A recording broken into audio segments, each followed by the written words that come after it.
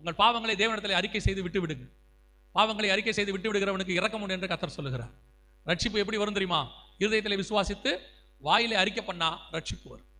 இயேசுவை மெய்யான தேவன் என்றும் அவருடைய இரத்தத்தால் நாம் கழுவப்படுகிறோம் என்றும் அவருடைய இரத்தம் என் பாவத்தை மன்னிக்கிறது என்றும் அவர் எனக்காக சிலுவையில் மரித்தார், 3ஆம் நாள் உயிரோடு கூட எழுந்தார், மீண்டும் இயேசு வருவார் என்பதை நீங்கள் விசுவாசித்தால் ஆண்டவர் உங்கள் பாவங்களை மன்னிக்க வல்லமை உள்ளவராக இருக்கிறார்.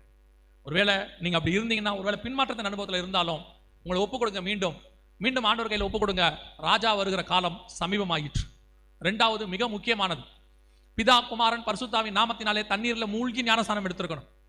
நான் குழந்தையிலேயே கொடுத்துட்டாங்க, சின்ன வயசுல கொடுத்தாங்க, எப்போ கொடுத்தாங்கன்னு தெரியாது, நான் எடுக்கலையான்னு தெரியல, எங்க அப்பா அம்மா சொன்னாங்க. அது ஞானஸ்நானம் இல்லை.